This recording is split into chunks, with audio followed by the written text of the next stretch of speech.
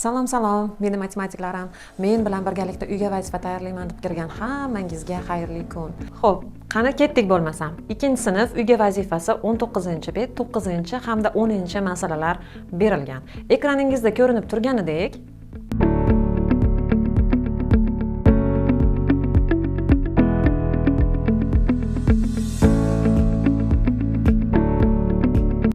masalani qisqacha shartini juda ham sodda qilib yozib oldik. Ya'ni maqolalar tayyorlanadi. Bir oyda deylik maqola tayyorlanadi. Maqola bu gazetaga yoziladigan sarlavhali tekst.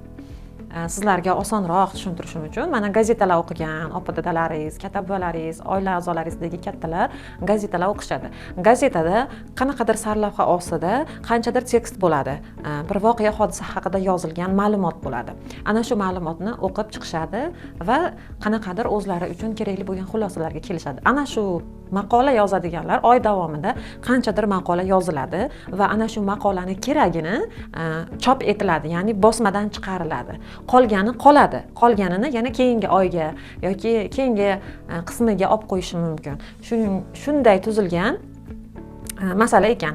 Demak, tayyorlandi deb oldim men. Tayyorlandi 34 ta va 47 ta maqola. Kiritildi, ya'ni gazetaga kiritildi 22 ta va 18 ta maqola. Zaxirada qancha maqola bor? Ya'ni yozgan maqolasi 34 ta hamda 47 ta, undan ana shu jurnalga yoki gazetaga tushirilgani 22 ta va 18 ta. Endi bizda qancha maqola ortib qoldi degan ma'noda savol beryapti. Demak, yetishni boshladim, tushunarli bo'lgan bo'lsa. Yechish deb oldim. Mana birinchi bo'lib nima qilamiz? Birinchi bo'lib umumiy bo'lib nechta maqola tayyorlanganini topib olishimiz kerak. Demak, 1 34 ga 47 ni qo'shib olishimiz kerak. Xo'p, 2-sinf o'quvchilari ikki sonni ustun shaklda qo'shasiz, bilaman. Faqat shu yerda biz og'zaki qo'shishga harakat qilaylik, oson yo'li bilan. Demak, qarang, mana bu yerda 2 xonali, bu yerda ham 2 xonali son. Endi siz ham yoki 3 ta xona yoki 2 ta xona tashlangda, demak, birliklar xonasiga yozamiz. Birliklarni birliklarga qo'shib, ya'ni mana ustun shaklda bo'lganda ham orqadan qo'shib yozib kelasiz. Ya'ni birliklarga birliklarni, o'nliklarga o'nliklarni qo'shib yozib kelasiz. Xuddi shuni singari birliklar xonasini birliklar xonasiga qo'shib birliklar xonasiga yozib olamiz. 4 ga 7 ni qo'shsak 11, birini yozamiz, biri dilda. 3 ga 4 ni qo'shsak 7, dildagi 1 bilan 8. Demak, umumiy bo'lib 81 ta maqola yozilgan ekan. Ikkinchi ishimiz kiritilgan maqolalar sonini topib olishimiz kerak. Ya'ni jurnalga yoki gazetaga mana shu maqolani ichidan 22 ta, keyin 18 ta olinib, yozilibdi, bosmadan chiqarilibdi. Demak, qanchasi chiqarilganini topib olishimiz kerak.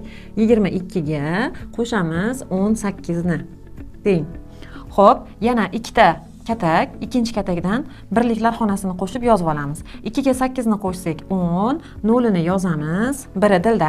2 ga 1 ni qo'shsak 3, dildagi 1 bilan 4 ta. Demak, 40 ta maqola chop etilibdi. Endi 3-inchisi bizda asosiy savol, zaxirada yana qancha maqola bor? Ya'ni biz umumiy bo'lib 81 ta maqola yozilganini topdik. Undan 40 tasigina chop etilibdi. Qancha qolgan? Ya'ni olib qo'yganmiz, qancha olib qo'yganmiz keyingi jurnallarga yozish uchun.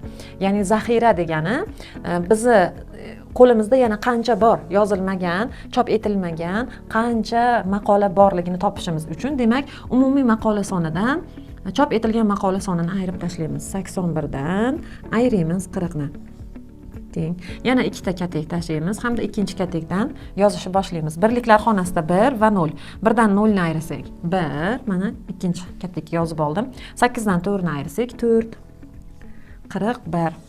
Ya'ni 41 ta maqola bor ekan zaxiramizda. Bu 41 ta maqola agar xuddi shunday yana chop etilsa, bittasi oshib qolar ekan, demak, yoki yetadi, yetmay qolmas ekan.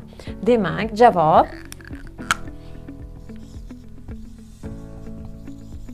javob zaxirada 41 ta maqola bor.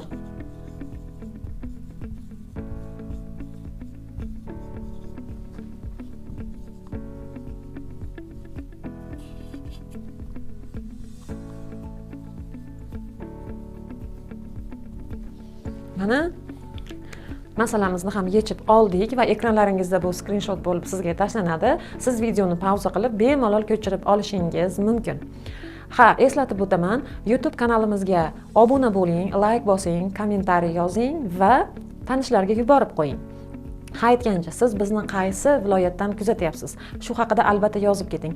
Qaysi viloyat eng ko'p o'quvchisi matematikaga qiziqib, uy vazifani biz bilan tayyorlayotgan bo'lsa, Telegram kanalda ana shu viloyatdagi o'quvchilarni to'plab bir o'yin o'tkazaman va o'yinda g'olibiga albatta sovg'alar topshiriladi.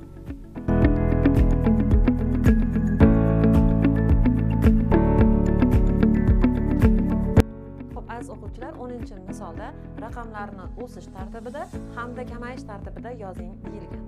Xo'p, demak men mana bu joyga o'sish tartibida yozdim. O'sish tartibi, ya'ni pastdan tepaga qarab o'sib ketadi, ya'ni eng kichigidan tortib kattaga qadar.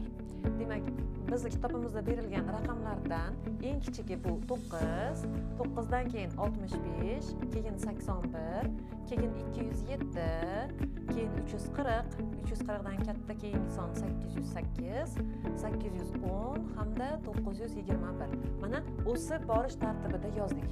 Endi kamayib borish tartibi birinchi bo'lib yuqoridan kattadan kichikka qarab kamayib boradi. Kamayib borish tartibini esa sizga qoldiraman. Demak, sizlar bilan mana bugun 9 hamda 10-misollarni ishlab tugatdik. Keyingi darsda ko'rishguncha sizlarga xayr deb qolaman. Albatta obuna tugmasini bosib keting. Salomat bo'ling.